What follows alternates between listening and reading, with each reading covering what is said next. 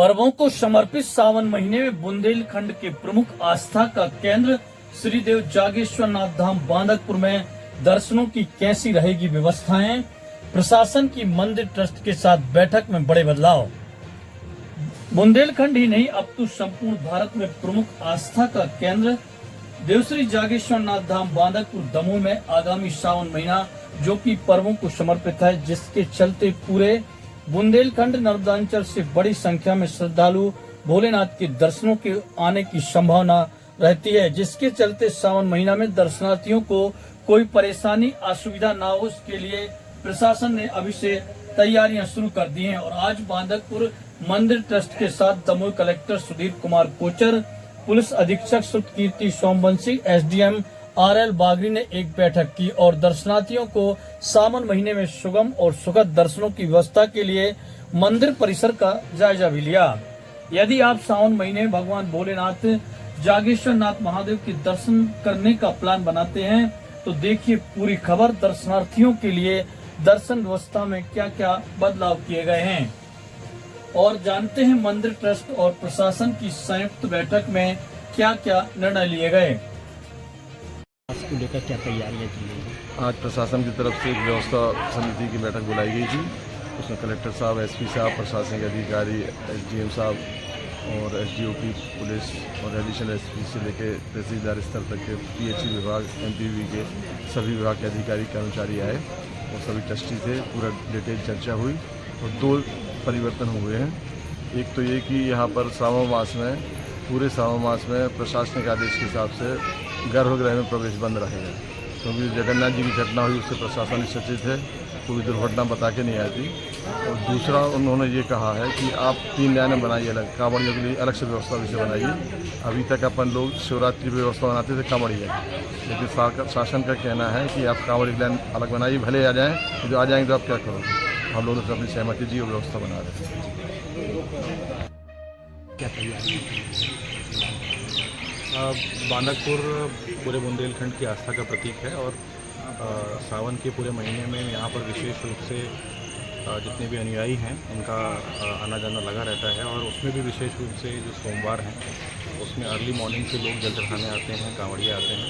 तो आज मैं और कलेक्टर साहब यहाँ पर प्रांगण में उपस्थित रहे और यहाँ पर जितनी व्यवस्थाएं हैं उनका हमने एक बार रिव्यू किया है और पिछली व्यवस्थाओं में हम जो सुधार कर सकते हैं और नई क्या व्यवस्थाएं दे सकते हैं ताकि आम जन को यहाँ पर कठिनाइयों का सामना ना करना पड़े और उनका दर्शन और उनका यहाँ का जो अनुभव है वो संतोषप्रद रहे। इसके लिए हम लोगों ने चर्चा की है। ट्रस्ट के भी सभी अधिकारी यहाँ पर मौजूद हैं और उससे भी बहुत सार्थक चर्चा हुई है। इस पर जो भी अगले 3-4 दिन में हमें निर्णय लेने हैं और काम करने हैं वो हम कंप्लीट कर लेंगे ताकि 10 तारीख से जो व्यवस्था लगनी है उसमें कहीं पर कोई कमी न रहे। सर, ये वीआईपी और विकलांगों के लिए कैसी क्या व्यवस्था? वीआईपी दर्शन के लिए और विकलांगों के लिए वहाँ पर हमारा स्टाफ मौजूद रहेगा। जो जल चढ़ाने की व्यवस्था है उसमें महाशिवरात्रि के समय से ही जो सुधार किए गए हैं उनको इस बार लागू किया जाएगा। गर्भगृह के अंदर जो है वो जल चढ़ाने की व्यवस्था जो है उसको समाप्त किया गया है ताकि सभी श्रद्धालु जो हैं वो एक रूपता, एक समानता से जो यंत्र बनाया गया है उसके माध्यम से जो है जल चढ़ाएंगे। जितने भी हमारे गणमान्य आएंगे वो सभी भी वहीं से जल चढ़ाएंगे और वहाँ पर वीआईपी मूवमेंट होने पर आम जनता को कोई दिक्कत ना हो इसके लिए हमने व्यवस्था बनाई है। सबके एग्जिट और एंट्री पॉइंट्स जो हैं उनको हम लोगों ने सेटअप कर लिया है। तो मेरी समझ से कि आम जनता को और किसी भी वर्ग विशेष व्यक्ति को कहीं पर कोई दिक्कत नहीं आएगी।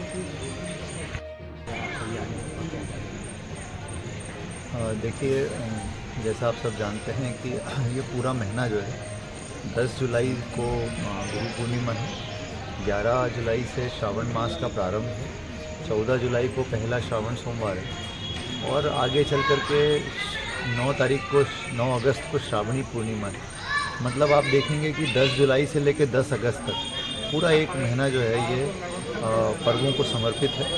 तो इस दृष्टि से बांदकपुर जो हमारा तीर्थ धाम है, यहाँ पर जागेश्वर नाथ भगवान के दर्शन के लिए काफ़ी बड़ी संख्या में श्रद्धालुओं और कांवड़ियों की आने की संभावना को देखते हुए यहाँ की सारी व्यवस्थाएं जो दर्शन की हैं, यात्रियों के लिए, श्रद्धालुओं के लिए ये बहुत सुखद अनुभव रहे उनका और उनकी आस्था जो है उसके अनुरूप उनको यहाँ दर्शन लाभ हो।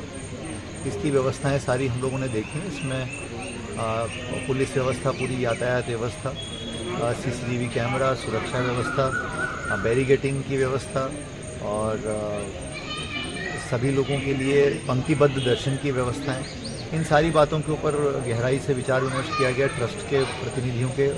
मैं SP साहब, हम सब लोगों ने, सभी अधिकारी भी यहाँ मौजूद हैं, उन सबको भी आवश्यक दिशा निर्देश दिए हैं ताकि 10 तारीख के पूर्व सारे इंतज़ाम जो हैं व्यवस्थित रूप से हो सकें।